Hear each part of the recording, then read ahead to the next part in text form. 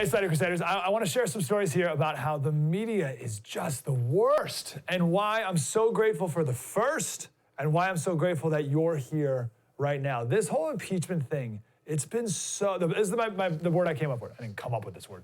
Surreal. It's been surreal.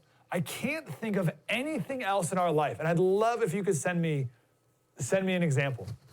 I can't think of anything where we know, every single person knows that there is a 0% chance that the president is going to be removed from office. No chance. Yet we all still pretend like there's a chance it's going to happen. And we all still pretend like this is the biggest deal in the world. There's nothing, like, I can't think of anything else we know. We know there's a 0% chance of it happening, but we still pretend like it's a big deal. Like, so we got the Super Bowl. I'm not allowed to say Super Bowl. We got the big game coming up. If it were the Chiefs versus a Pee-wee football team, and the Chiefs played their absolute hardest, there's a 0% chance that the 8-year-olds win the football game.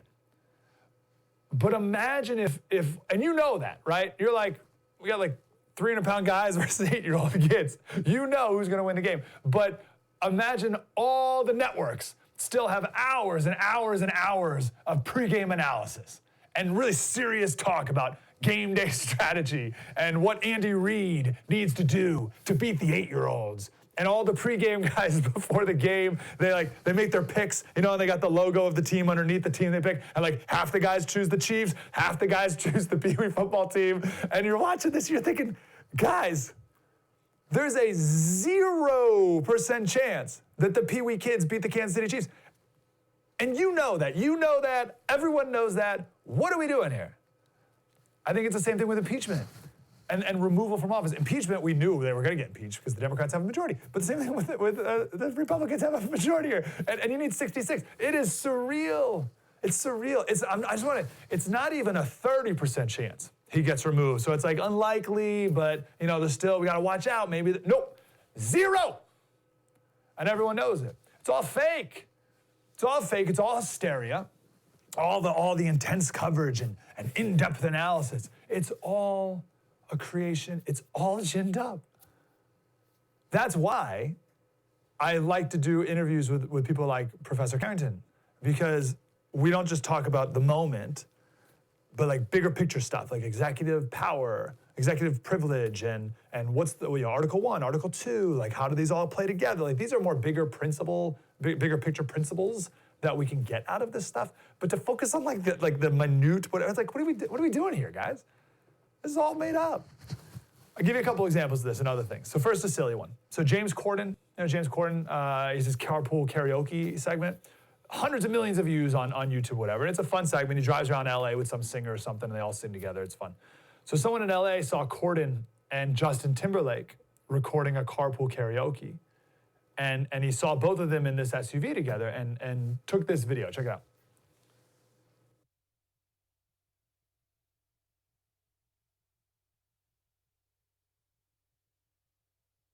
So I first saw the video, and I saw the wheels. So you see the car, and then I saw these two wheels under the wheel of the car, like it looked like training wheels or something. And I was like, oh, that's weird. But I thought, oh, maybe there's like some sort of safety mechanism or something. I don't know. My brain, I was like, oh, I don't know. And then when it pans over, I see there's the wheels. And I was like, oh, that's kind of funny. I wonder what that is.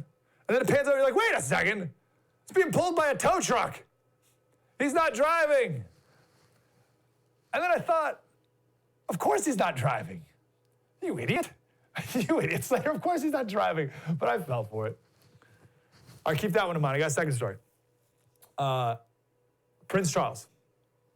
Prince Charles saw big headlines. He snubs the vice president. So Mike Pence was at some Holocaust memorial event, and Prince Charles walks down the line, and he walks right past Mike Pence. Watch quick, 5-second video. Oh, whoa! Goes right by him. Progressives on Twitter loved it. And obviously, they love that moment. Stick it to Mike Pence. I hate Mike Pence. He deserves that. Here's a picture of them just a couple minutes prior to that. Laughing, having a good time. People with the literally 5-second video made up whatever movie they want in their heads. We did a ton of analysis about making movies in our heads during the 2016 election. We need to do that again. One of these days, coming up soon, when the election really gets full swing, maybe when they pick a Democrat, maybe, we'll talk about how we make movies in our heads. But this is a good example, right? All you saw was 5 seconds. And your mind just goes racing to fill in all the blanks. What does he feel? How does, what's the guy's name, Prince Charles or whatever? How does he feel about it? What did Mike Pence, what happened? What do they think about it? Oh, it all confirms what I think. And that's, Mike Pence is terrible, and so does the prince. And there you go, and you just roll with it, right? And all you saw was 5 seconds. But we'll do that another day. Why do I bring these two up now? So impeachment's the same thing as these two stories. So impeachment is like carpool karaoke because it's entirely an act. It's a pre-produced stage show. It's not even a good one. At least carpool karaoke is good. All right, this is impeachment's the most boring pre-produced stage show of all time. And impeachment's like Prince Charles snubbing the vice president because as you're watching the impeachment, it's whatever you want it to be. It's whatever you want it to be. You just make up your own movie.